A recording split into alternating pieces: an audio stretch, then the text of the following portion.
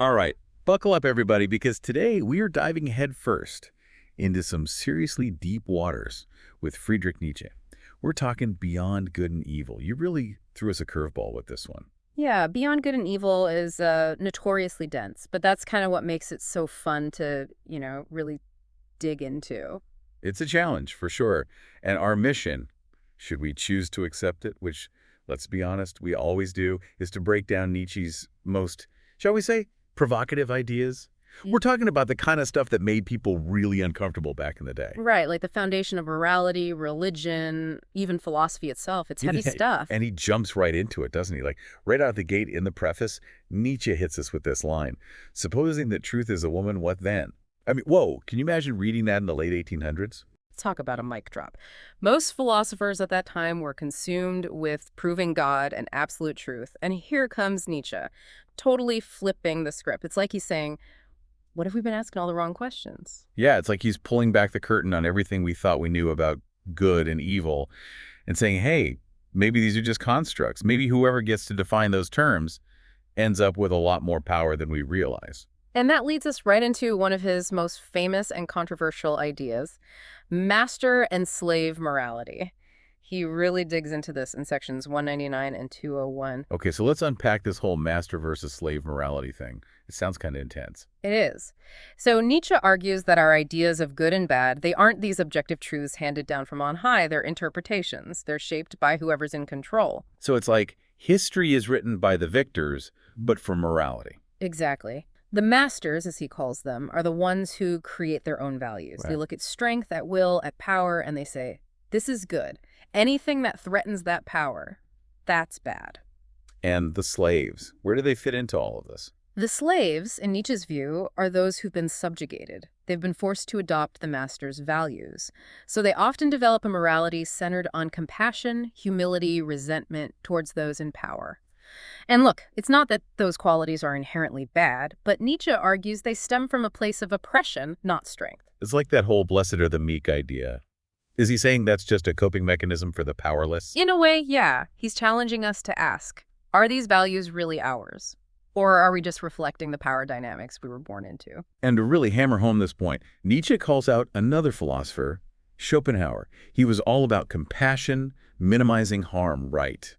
Well, apparently Schopenhauer loved to play the flute after making these arguments. And Nietzsche picks up on this seemingly insignificant detail and uses it to point out what he sees as a huge contradiction. It's like he's saying, you preach compassion, but you find joy in something that doesn't actually alleviate suffering. Interesting. It's such a classic Nietzsche move, isn't it? Using these little observations to expose the potential hypocrisy in how we live and what we believe. It really makes you wonder, are we all just clinging to these comfortable moral systems without ever questioning if they actually line up with our actions? That's the beauty of Nietzsche. He forces us to confront these uncomfortable truths, these contradictions. He wants us to move beyond these simplistic ideas of good and evil and really grapple with this messy, complicated reality of power. And you know what? I think that's more relevant today than ever. We're bombarded with information, with all these competing moral codes. So we've got to talk about this whole will to power thing. It pops up in section 211. And it feels like one of those phrases that gets thrown around a lot, even outside, philosophy discussions. But I feel like Nietzsche's take on it is a bit deeper than your average supervillain trying to take over the world. Oh, absolutely. The will to power is like the heart and soul of Nietzsche's philosophy, but it's definitely one of the most misunderstood. Yeah, so what are we actually talking about here? It's not just about dominating others. Right. For Nietzsche, it's way more primal than that. It's like the fundamental driving force behind life itself. Think of it as this, like this urge to grow, to overcome, to expand, to create. It's about mastering yourself and your full potential. So less about controlling others, more about mastering yourself. Exactly. It's recognizing that we're not these static beings, We have this incredible capacity for growth. We're always becoming something greater than we are now. It's interesting, though, because when I think about that, striving to constantly become a better version of myself, it doesn't always feel good. Like a lot of times it actually involves struggle, even pain sometimes. And that kind of reminds me of this other point Nietzsche brings up, which seems kind of counterintuitive at first. In section 225, he challenges this whole idea of chasing happiness as our main goal. Right. He even suggests that suffering can be a source of growth. This is where Nietzsche really throws us for a loop and says, hey, What if everything you thought about happiness is wrong? Yeah, I mean, most of us avoid pain at all costs. Who actually seeks that out? And yet, Nietzsche argues it's in those struggles, in overcoming those challenges, that we actually discover our strength, our resilience. He's not saying go out looking for pain, of course, but he is saying don't shy away from those challenges that life throws your way. Embrace them, even if they're hard, even if they're painful, because they can transform us. Yes. Think about like an athlete pushing their physical limits, or an artist grappling with a difficult concept. Those moments when they're pushing beyond their comfort zone, that's where those breakthroughs happen. Right. It's like, if everything in life is always easy and comfortable, you never actually figure out what you're truly capable of. There's a flip side to that, though, right? What about those times when we hesitate, when we get stuck waiting for that perfect moment to go after what we want? You're talking about what Nietzsche calls the problem of those who wait. He gets into it in section 274. It feels pretty universal, doesn't it? We've all been there, waiting for all the lights to turn green before we make a move. Totally. And what's interesting is that Nietzsche connects this to those ideas about the will to power and self-overcoming. He suggests that waiting can almost be a form of self-sabotage. Like, we end up limiting our own potential because we're so afraid of failing or being disappointed. Exactly. He's pushing us to seize the moment, create your own opportunities, embrace the unknown, even if it feels scary.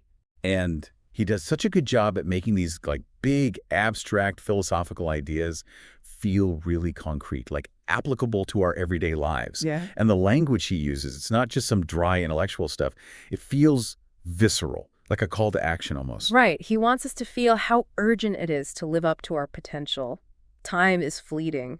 So he uses those vivid images, that provocative language, to shake us up a bit, to ignite that fire within us. He really feels like Nietzsche wants us to think about not just what we believe, but why. Like Yeah. to really break free from those inherited moral systems and to find good and bad for ourselves.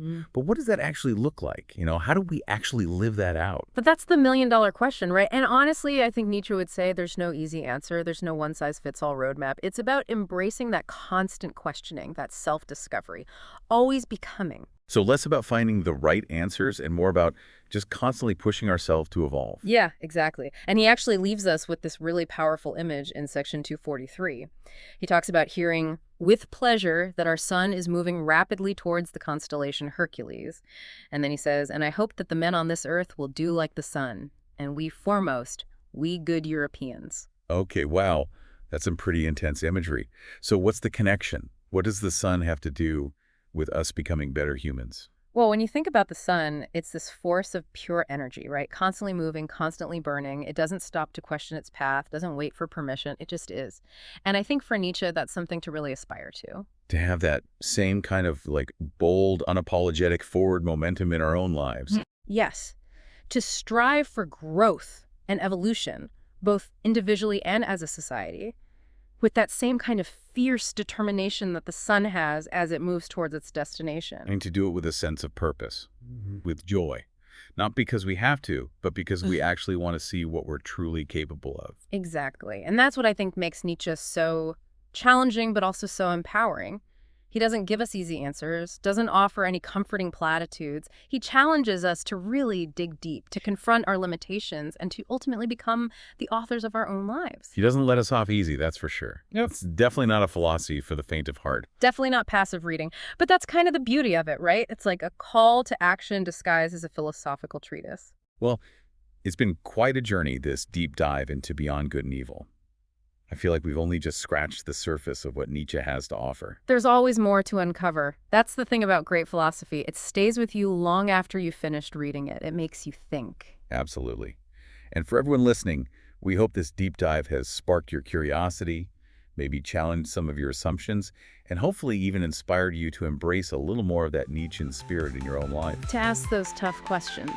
And as Nietzsche himself said, become who you are.